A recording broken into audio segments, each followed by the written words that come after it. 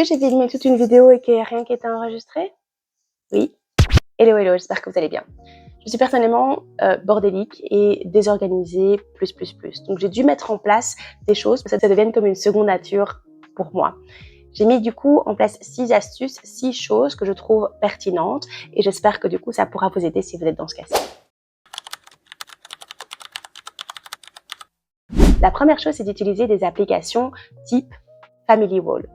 J'utilise Family Wall, c'est une application que je trouve hyper intuitive, c'est gratuit, c'est super et ça me permet justement de toujours savoir quelles sont les courses qu'on doit faire. Si maintenant je passe vite fait dans un Carrefour ou que sais-je, ça me permet d'être à jour sur les listes de courses qu'on a et de l'avoir en fait en permanence avec moi. Ça peut être aussi pour les agendas. Personnellement, j'utilise pas l'agenda, mais il y a plein d'autres choses en fait. Ça regroupe vraiment plein de choses sur une seule et même plateforme. Et surtout, le gros avantage, c'est que vous pouvez le partager. Donc, partager des listes, partager votre agenda, partager, enfin voilà, tout ce qu'il faut faire. Et vous pouvez être plusieurs en fait en simultané sur les mêmes listes. Ça aide énormément au niveau de l'organisation. Typiquement, si je vois qu'il manque du pain, eh bien, je vais pouvoir rajouter pain à l'application sur ma liste de courses qui est partagée avec mon conjoint. Si maintenant je vois justement que j'avais rajouté pain, etc., mais qu'en fait il est passé dans une boulangerie et donc qu'il a acheté du pain, eh bien ça se met à jour. Évidemment, il doit mettre en sorte qu'il a cliqué pour dire qu'il avait acheté le pain en question. Et donc ça me notifie comme quoi il a bien acheté du pain. Et donc, en fait, ça évite aussi de racheter 2, 3, 4, 5 fois les mêmes choses parce qu'on ne savait pas que l'autre était passé faire des courses ou autre. La seule chose, c'est qu'il faut effectivement avoir l'automatisme, dès que vous voyez qu'il manque quelque chose, de l'ajouter à la liste. La deuxième astuce, c'est le fait d'avoir un calendrier aimanté sur son frigo. Alors, c'est très particulier que je dis. C'est pas spécialement le truc le plus joli non plus, mais ça permet vraiment que, en fait, tous vos agendas soient synchronisés si vous êtes en famille. Si pas, c'est pas grave. Ça fait aussi le fait que vous avez quelque chose de visuel, mensuel également, et que vous pouvez voir vraiment au quotidien. On va normalement devant son frigo relativement souvent, enfin, en tout cas 1 à 2 fois par jour, normalement. Et donc, vous avez vraiment ce calendrier, en fait, que vous pouvez suivre, vous pouvez mettre à jour tout au long de la semaine. Ça m'aide personnellement énormément parce que du coup, 1 fois par jour, je vais voir si je dois pas ajouter justement des rendez-vous ou ce genre de choses. Il y a les heures, le piquet est accroché vraiment au calendrier et donc vous pouvez à chaque fois ajouter en fait ces informations-là ou les parer, les mettre à jour, les choses importantes. Vous avez, dans celui que j'utilise, vous avez aussi des petits stickers, etc. pour le rendre un peu plus attractif.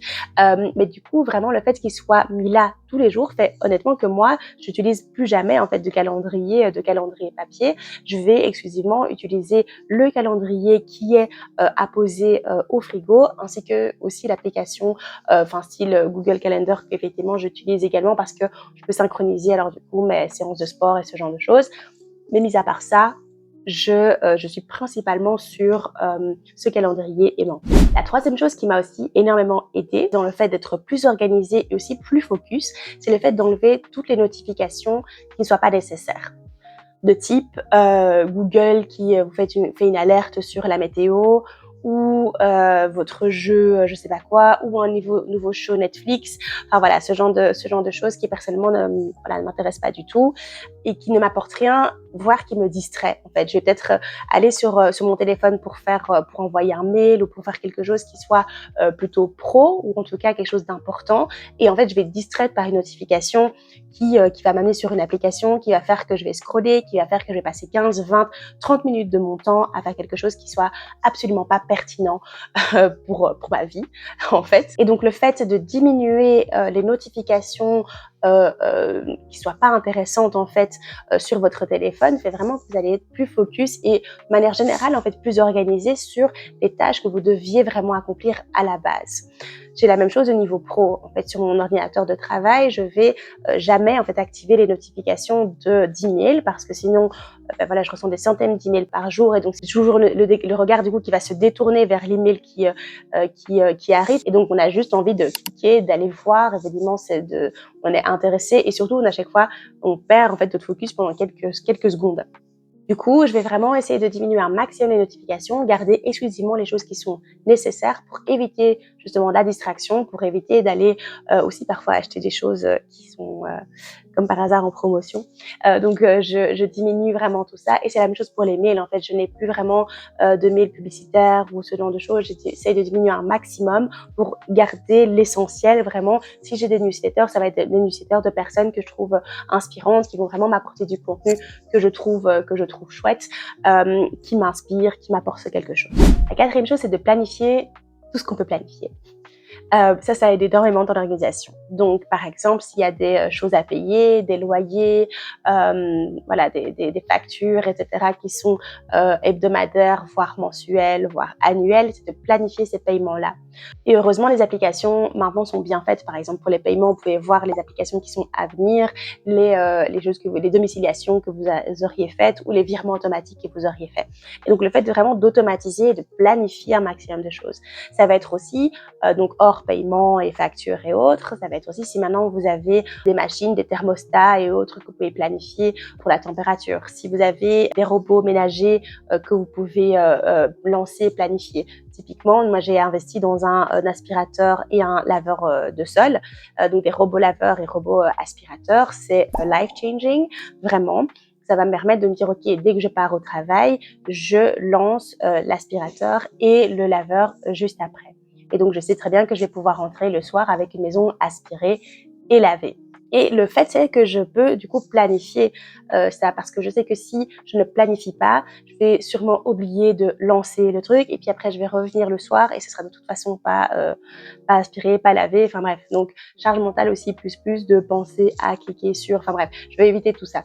Donc, je vais planifier les moments durant lesquels je vais lancer ces applications. Tout est planifié, donc de manière hebdomadaire, tous les X, eh bien, ça va les robots seront lancés. Je vous invite vraiment à faire de même. La planification comme ça, le fait de pouvoir faire des choses automatiques, ça change vraiment la vie. Ça enlève vraiment toute une charge en fait mentale énorme. En fait, on pense pas, on a l'impression que c'est un petit peu anodin ces petites choses, ces petites tâches. On se dit ok, c'est pas grave, c'est qu'un clic, c'est que 2 clics. Non, vraiment, si vous pouvez ne pas devoir penser à tout ça, c'est génial. Et donc, la cinquième astuce, c'est le fait d'avoir toujours un sac qui est prêt. Donc, par exemple, que ce soit pour le sport, je mets alors du coup toutes les affaires que j'utilise pour le sport, donc avoir une brassière pour mes vêtements de sport, mais également des vêtements de rechange. Donc ça, je vais vraiment toujours avoir un sac prêt. Ça va être la même chose pour les enfants, par exemple. J'ai toujours un sac pour les enfants, un sac de change, évidemment, avec des vêtements de rechange, avec des couches, avec des lingettes, etc. Ça va permettre justement de ne pas devoir penser à chaque fois à faire son sac. On anticipe en fait à chaque fois. Donc, par exemple, pour le sport, la seule chose, c'est que une fois que je fais ma séance de sport et que je reviens, etc., à la maison, eh bien que je remette des vêtements, du coup, évidemment, de change, etc., des vêtements propres dans mon sac, mais que en fait, du coup, j'ai toujours mon sac à disposition. J'ai toujours un sac de sport prêt à disposition. Et la même chose pour les enfants, la même chose pour mon sac, entre guillemets, de base, pour aller au travail. J'ai toujours tout ce qu'il faut dans mon sac qui est prêt. La dernière astuce, c'est le fait de toujours avoir du stock. Je fais en sorte d'avoir du stock toujours chez moi, donc de stock de à peu près tout, hein, donc des choses essentielles, des choses de base évidemment pour la survie voilà, de notre famille évidemment, mais également dans ma voiture. Donc par exemple dans la voiture ou dans le vélo, en fait c'est la même chose aussi, mais évidemment en moins grande quantité. Dans la voiture, on va faire en sorte d'avoir de l'eau, avoir des mouchoirs, des lingettes, avoir des désinfectants pour les mains, une petite couverture, enfin des choses qui sont en fait des choses un petit peu de base entre guillemets de survie, mais également dans la voiture, également dans le vélo, enfin, on a un petit coffre derrière et donc c'est le but aussi de réassortir ça. Parce que comme ça, en cas d'imprévu, eh bien, on a toujours quelque chose voilà, sous la main, on a toujours de quoi s'hydrater, on a toujours de quoi se moucher, on a toujours voilà, de quoi se laver entre guillemets les mains, s'essuyer, etc. Pareil, de toujours avoir du lave-glace ou enfin de l'huile, etc. dans son coffre pour voilà, si jamais il y a quoi que ce soit aussi à ce niveau-là. Voilà, c'est tout pour moi pour aujourd'hui. J'espère que cette vidéo vous aura plu, que vous aurez quelques conseils, quelques astuces si vous êtes comme moi un petit peu désorganisé, bordélique, enfin une ancienne désorganisée bordélique. Je m'améliore voilà, chaque jour.